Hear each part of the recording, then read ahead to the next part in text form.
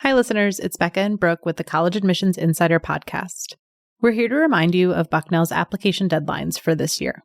For incoming first-year students, our Early Decision 1 deadline is November 1st. And for Early Decision 2 and Regular Decision applicants, our deadline is January 10th. We can't wait to meet you through your application.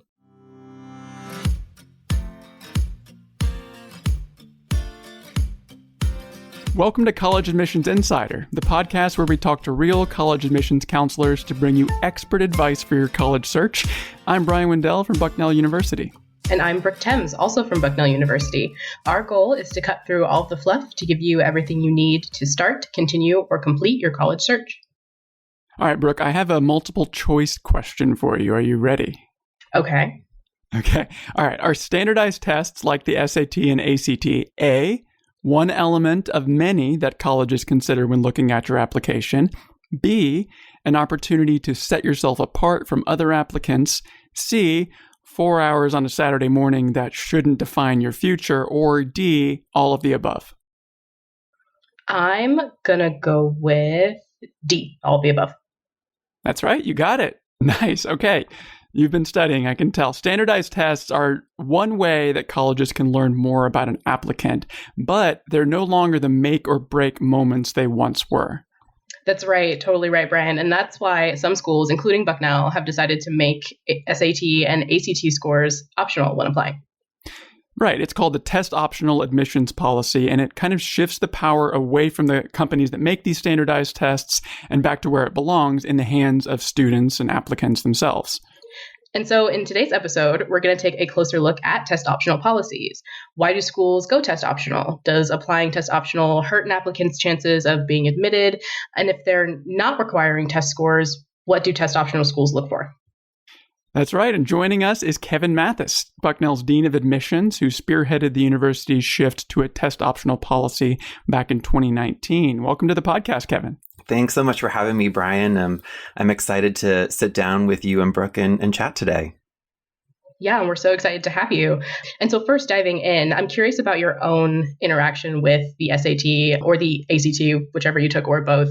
Yeah, what do you remember about taking standardized tests in that experience? I remember taking it twice. When I was back in high school, I remember taking it. I actually can't remember when, if it was my junior year the first year I took it, or if I took it twice during my senior year.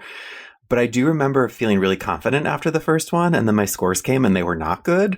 So my mom bought me a practice book, and I used it for a couple of months and was able to raise my score. And I just remember also looking at Bucknell. I should mention I'm a Bucknell alumnus. I remember looking at Bucknell and just remembering when I got the new scores that I was saying to myself, oh, good, I'm within their range that they're publishing. I think what I don't like about what I'm saying right now is that I still remember these things, right? I applied to college, 18 years ago at this point, and this is something that's still in my mind, which I feel like a lot of life has happened and good things happen in college and after college, yet somehow this is still in my brain as something that I remember.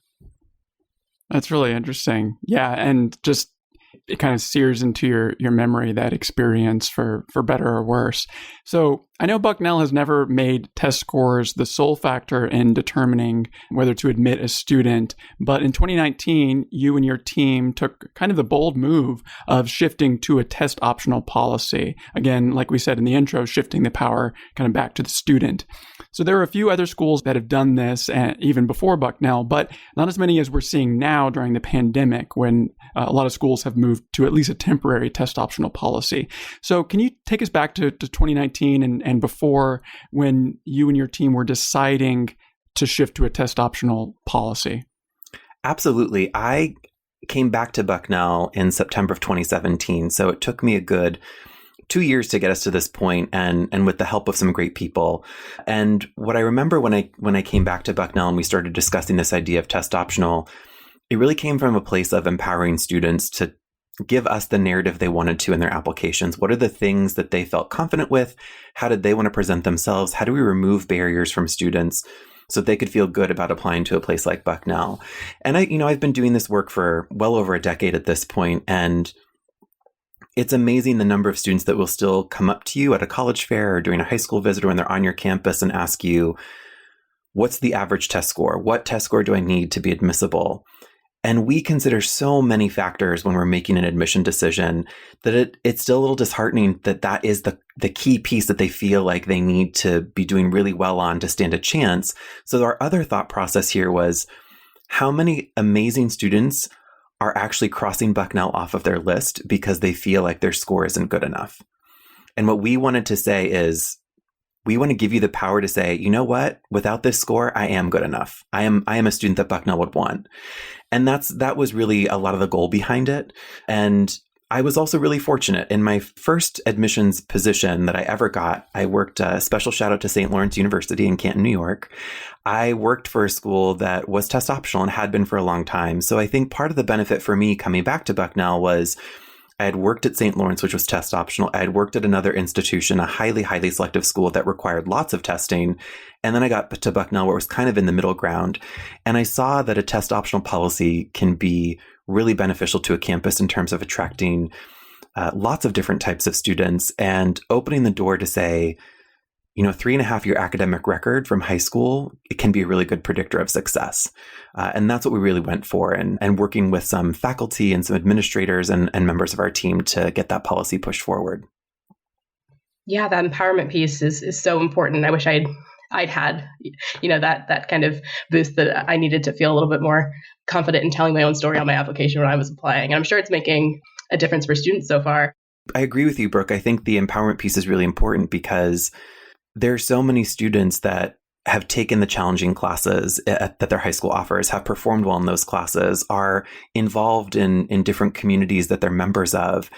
And I think the hang up of that score, that's what we wanted to do. We wanted to just really be able to take that piece away from the equation for students who felt like it was holding them back. And so I know the test optional policy at Bucknell is a 5-year pilot. And now that we're a little bit more than a year or about a year into it, how's it going? Can you tell us if this is something that Bucknell is going to make permanent? I'm not sure if it'll be permanent yet. That is, to be honest, my goal. I would like to make it a permanent policy, but we want to make sure that we're studying the results of the test optional policy. I think the first year went really well. For the team, it was an adjustment to switch to a review process where we didn't have test scores for everyone. But I do remember, we did a lot of training before we started reading applications, and we talked about what it would be like to not have a test score. And we practiced on some files without test scores so we could really delve into how do we look at the rest of the pieces that we've been looking at for years, and how do we look at them maybe a little more closely if there's not a test score. And then I would say it didn't take the team very long to adjust to the policy. So I remember about 3 weeks after we started reading applications, one of my team members actually said to me, I can't believe how easy it is to read test optional. I didn't realize how much I was focusing on everything. And now without a test score, I don't even miss it for the student when I'm reading their file. And what we want to do now is see how our test optional applicants, I should say the students who enrolled that were test optional applicants, are doing at Bucknell. So that's the next step of the work that we're doing, is now that we're starting to have students that applied test optional enroll at Bucknell and be in classes, we're going to want to partner with some folks on campus like our registrar's office and institutional research to just see, is there any significant difference between academic performance at Bucknell for someone who submitted a test score or someone who didn't? And I think that will help drive our decision making around, can we make this a permanent policy? So we'll see what happens in the next 1 to 2 years. I'm hoping we'll be able to have an answer before 5 years, but I imagine the pandemic might shift some of that just because of how things have changed with how colleges are grading students right now and things like that. But I'm hoping that we'll have good results soon. So the policy started with students applying into the class of 2024. Is that right? So that means pretty much anybody listening to this podcast now would still be under that test optional policy pilot, which, as you said, will be reassessed in the future, just to make it clear that it's still continuing, right? It is. So the 5-year pilot started with the 2019-2020 application cycle. So 5 years the last group for sure at this point would be 2024 to 2025 school year. But hopefully before that, we'll have a more permanent answer for those that might be really advanced in their college search and listening to this. Gotcha. So speaking of the class of 2024, can you give us a sense of how many applicants applied test optional and how many were admitted and those types of numbers just from the applicant pool? Absolutely. We saw 16.6% of our applicant pool choose to be test optional. I do like to point out that number, there's a caveat to that number. In our first year, we required homeschool international students as well as recruited varsity athletes to submit test scores. So there were some students that unfortunately in the first year we couldn't give the choice to. That has changed this year with the pandemic that everybody can be. And then in terms of the admitted students, it was a little over 14% of our admitted students were test optional. And then when we look at the students who enrolled at Bucknell, we're actually at 21.5% were test optional. So it's an interesting funnel to look at in terms of how many started that way, how many were admitted, and then who chose Bucknell. So I'm excited for those numbers in our first year. Yeah, for sure. And now that we've seen how Bucknell came to this decision, let's look at this from a student's perspective. Should students worry that not including test scores will hurt their chances of being accepted to schools? Absolutely not. I think that what students need to remember is that an SAT or an ACT is one day of the year that is upwards of 4 hours on usually a Saturday. And what's more important is thinking about your 3.5-year academic record. When you apply to a college or a university, we have your 9th through 11th grade for sure, the classes you've taken, the grades you've gotten in those classes. And then usually we get some form of senior year performance when we're looking at an application. So when you think about the notion of being academically prepared for college, not having a test score, we have a very long academic history to look at as we're making decisions. And I think that's the important piece, is looking at that in conjunction with a school profile. And a school profile is something that high schools prepare for us that gives us a sense of what types of classes are offered at your school, what's the grading scale of your school, because that can vary school to school, state to state, country to country. So it allows us to really ground ourselves in what opportunities did you have as a student and how did you take advantage of them? And then you layer in all the other pieces, recommendations, what you do outside of the structured school day, the stories and the narratives that you tell us through your essays. So when you put all the pieces together, you start to see that a test score can be one of many pieces we're looking at, but if it's not there, we still have a lot of information to help us learn about a student and understand if we think that they would thrive on our campus and contribute to our campus. So that's what I always want students to remember, is that there's a lot of information you're giving us, and we have enough to make a decision without a score if you don't want to submit them. Yeah, it's a full puzzle or a full picture. It is. So there's also the other side, which is students assessing the schools, right? And kind of wanting to know what their chances are going to be. So talk to me about that. If a school is test optional, that might make it a little bit more difficult for me as an applicant to know, well, do I even have a chance of getting into a Bucknell or another selective school? So you could, let's say you haven't taken a score now, or haven't taken a test, now you have really no way of seeing, do I have a pretty good chance of getting into this school? So what do you recommend to students like that who say, is it worth my time applying to a Bucknell or another selective school? It's a good question, Bryan. I think that a lot of colleges and universities will provide some sort of class profile that you can look at. And while test scores will definitely be part of that, because we like to report out on those things, some schools will include an average grade point average, which can be helpful. We do that at Bucknell. I will say you have to really look at those closely, though, just because you need to understand how they're calculated. At Bucknell, we will recalculate all grade point averages of the enrolling students to a 4.0 scale so we can report out on a standardized scale. So that's where you have to look at the nuance of, at Bucknell, we say the average GPA for an incoming first-year student was a 3.6.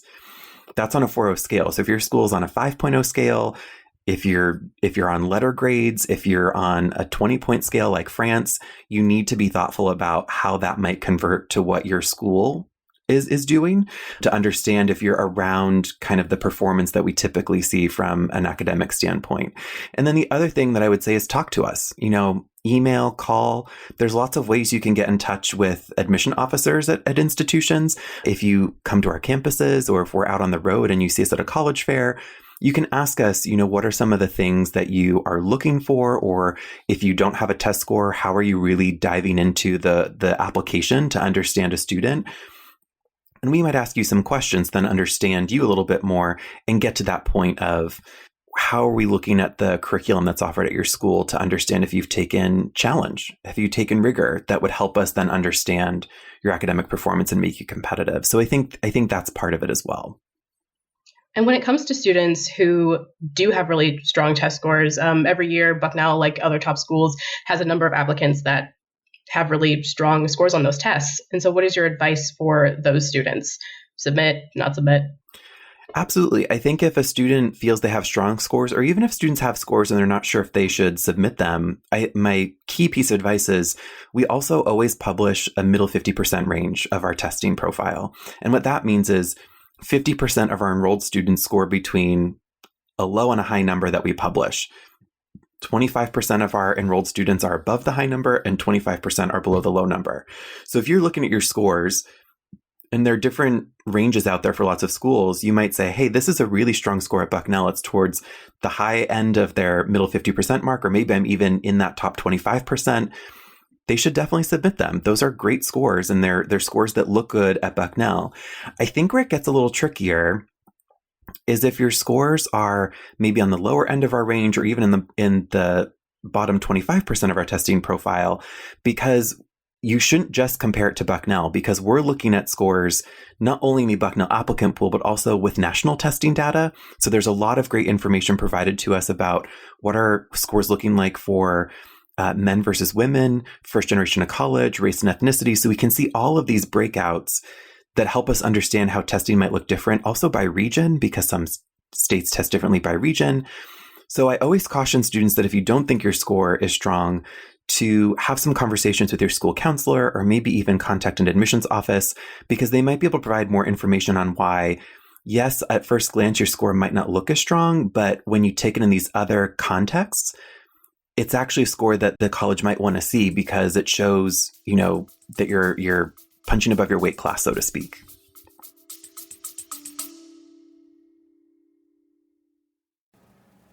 Hi listeners, I'm Mia Mesger, an admissions ambassador at Bucknell University. The only thing better than listening to the Admissions Insider podcast is visiting our campus in person. With campus visits offered 6 days a week, nearly all year round, there are plenty of opportunities to tour campus, attend a preview session, or even sit in on a real class.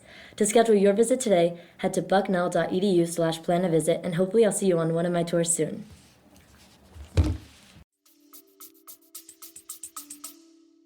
So when it comes to applying test optional, I know you mentioned this a little bit before, but are there still some groups that need to include their test scores? And let's break it down into two different buckets. One is, in non-pandemic times, and then the other is during the kind of more flexible policies that a lot of schools have gone to during the pandemic. Yeah, and to speak broadly for all schools in general, this is where you're going to want to check with each school individually, because some of us have caveats and some don't at all. So before the pandemic, as I mentioned earlier, we still were requiring test scores from homeschooled students, international students, and then our recruited varsity athletes. In the year of the pandemic, all of that has been waived. So every single student who's applying in the 2020-2021 academic year can be test optional. What we're going to do is evaluate how it goes this year and then make a decision on what we can in probably somewhere between January and March of 2021, we'll decide if we're going to go back to some policies as they were or make some adaptations. The two we have control over as the admissions office are the homeschool and international students. The one that is going to take some work to think through are our recruited varsity athletes because of the NCAA and the Patriot League, which is our athletic conference. Those two bodies have some stake that we can't necessarily just make decisions without going through them. So I think for us, in early winter, we're hoping to make a decision on homeschool and international, and then we'll see what happens with athletes as we move through the year. So Kevin, you talk about the class profile that you have of a high school where you kind of understand how rigorous that school is. So with homeschool and international applicants, if they don't include a test score, Tell me briefly how you're assessing that student's application. Sure. So for a homeschool student, I'll start there. Whomever is educating the student has to fill out a document that tells us what has been the educational philosophy, the pedagogy, what have they done. So we do get a lot of information. I think for anybody who is a homeschool student listening, the more information you can provide, the better. I think that's always helpful to us when we have lots of great information on the courses and what's been done over 4 years. For international students, we still get a school profile. So I think that's helpful to us. And that's what we'll really rely on is our knowledge of what's going on in different countries and what are the educational programs. My colleague, Brett Basom, oversees our international recruitment. And he's been doing this for a number of years. So I think having experts like that can really understand international students and their education is what helps all of us in admissions be able to have test optional policies for international students. And so after students have been accepted to Bucknell and have enrolled, they still have to provide their official test scores, even if they applied test optional. Can you explain why that is? Sure. We're doing that so that we can actually study the students. So the goal is throughout the application process, we don't need to look at your scores at all. But then if you're admitted and choose to enroll at Bucknell, what we want to be able to do is then have our two groups of students, the students who submitted scores as part of their application process and the students who didn't, and just see, from a mathematical standpoint and doing analyses, is there any statistical significance between the populations? If we had test scores for the test optional students, would it have better predicted their performance at Bucknell? Is it about the same? Is there any difference there? And then the same thing for the students who do submit testing. So it's really a way for us to just start to understand the predictability of having a test score as part of our admission process. And I think that's also part of the reason why we're going to do a 5-year pilot, is to be able to have some of that data to say, if there's no difference, then why not keep it, right? If there's no statistical difference between the two groups, then why would we need to alter the policy? But if we find that there's significant difference in some way, whether that's through academic performance, graduation rates, then we might need to rethink it. But that's why we're asking us, so our colleagues in institutional research can do some of that comparison for us and say, this is what we're seeing from our vantage point. Yeah, that sounds like a really great way to really evaluate the value of having test scores be mandatory within the application or not. Mm-hmm. Absolutely.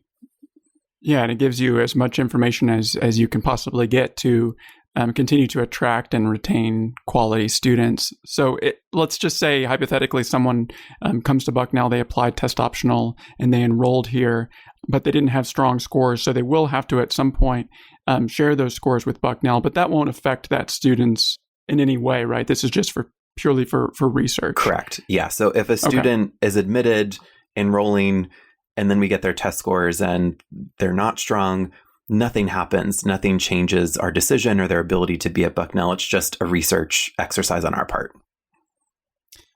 So Kevin, one thing I always admire about you as a dean is you really communicate with students and parents and families a lot, and you hear from them, they hear from you. So I'm curious, have you heard from some families about the test optional policy and their reaction to it, either positive, negative, anything?